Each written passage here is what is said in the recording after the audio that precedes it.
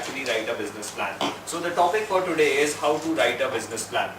Friends, as they say that if you fail to plan, you are planning to fail. So when you are starting a business of your own, it is so very important for you to plan things well in advance so that you can avoid the mistakes that generally most of the entrepreneurs make in their journey, and that can save you a lot of time and that can save you a lot of money. So to begin with a business plan, there are various components to a business plan that an investor would like to see in your presentation. The first thing that the investor would like to see in your presentation is that what is the vision or the mission of the entrepreneur or the business that is being started. It is so very important to have a goal in mind before you can actually begin a journey. Think of a ship. Whenever a ship actually leaves the harbor, the ship already has a destination in mind and the captain takes the ship to that destination. So the captain of the business happens to be the entrepreneur who makes sure that the ship clearly navigates to the decided destination. So it is so very important to have the vision and the mission ready for your business. The next thing that you need to understand is what is the demand of the products or the services that you are planning to sell to the people in the industry. So you need to do an estimation of the market and do a market sizing study, that the industry in which you are planning to enter, what is the size, what is the demand size, what is the purchasing power of the customers present over there.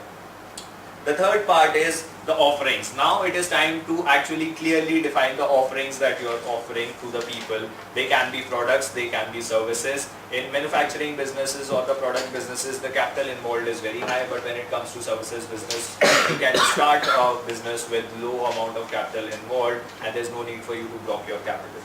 The fourth thing happens to be that you need to do a study of the industry that you are working in, and by studying your competitors, you need to find out that who all are the people who are working in that industry and already doing what you are planning to do.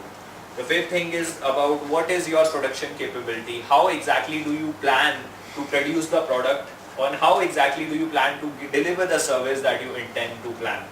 Coming on to the next part of it, it is so very important to have a marketing and a promotion mechanism in place, because a good product without a good marketing strategy actually never takes off. So it is so very important to make sure that people are aware of your product, because the people who buy your product is always a subset of people who are aware of your product.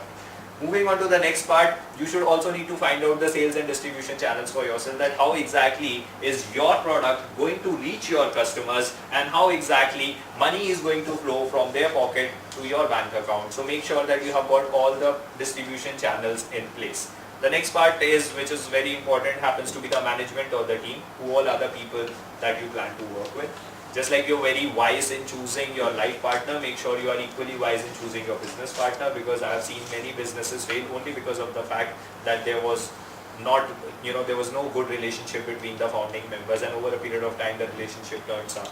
And the last is that you need to identify that what are your financial requirements, what is the exact amount of capital you need. Do you intend to raise some funding for that, or do you intend to put in your personal money into it? Always remember one thing, that smart people always operate on the principle of OPM, which stands for other people's money. With that, we come to an end of Educators Round. Thank you so much, friends.